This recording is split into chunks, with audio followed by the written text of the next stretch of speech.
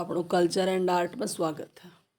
आज मैं सुनाऊँ थाने पापाकुंसा एकादशी की कथा। अवश्य करनी चाहिए, अगर उपवास नहीं करो तो कथा अवश्य सुननी चाहिए।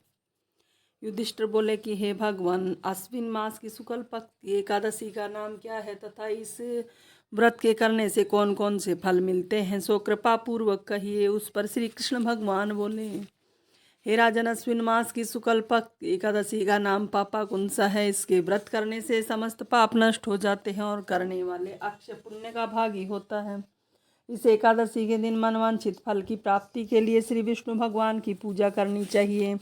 इस पूजन के द्वारा मनुष्य को स्वर्गलोक की प्राप्ति होती है। जो मनुष्य कठिन तपस्याओं के द्वारा फल प्राप्ति करते हैं, वह फल इस एकादशी के दिन क्षीर सागर से शेषनाग पर शयन करने वाले विष्णु भगवान को नमस्कार कर देने से मिल जाता है और मनुष्य को यम के दुख नहीं भोगने पड़ते। जो विष्णु भक्त शिव जी की निंदा करते हैं अथवा जो शिव भक्त विष्णु भगवान की निंदा करते हैं, वे नरक को जाते हैं। 1000 अश्वमेघ यज्ञ और 100 राजसूय यज्ञ का फल इस एकादशी के फल के 16वें हिस्से के बराबर भी नहीं होता है। अर्थात एकादशी व्रत के समान संसार में अन्य व्रत नहीं है। एकादशी के समान विश्व में पवित्र तिथि नहीं है। जो मनुष्य एकादशी व्रत नहीं करते हैं, उन्हें पाप घेरे रहते हैं। यदि कोई मनुष्य किसी कारण के वश में होकर एकादशी का उपवास करता है तो उसे यम दर्शन नहीं होते।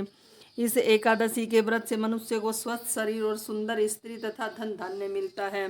अंत में स्वर्ग की प्राप्ति होती। जो मनुष्य इस एकादशी के व्रत में रात्रि जागरण करते हैं, उन्हें बिना किसी रोग के स्वर्ग मिलता है। जो मनुष्य इस एकादशी का व्रत करते हैं, उनके मातृ पक्ष के 10 पुरुष, पितृ पक्ष के 10 पुरुष और स्त्री पक्ष के 10 पुरुष विष्णु का भेष धारण करके तथा सुंदर आभूषणों से युक्त होकर विष्णु लोक को ले जाते हैं। जो मनुष्य आश्विन मास की शुक्ल पक्ष की पापाकुंसा एकादशी का विधि पूर्वक व्रत करते हैं, उन्हें हरिलोक मिलता है। जो मनुष्य एकादशी के दिन भूमि, गो, अन्न, जल, उपाहन, वस्त्र, छत्र आदि का दान करते हैं, उन्हें यमराज के दर्शन नहीं मिलते।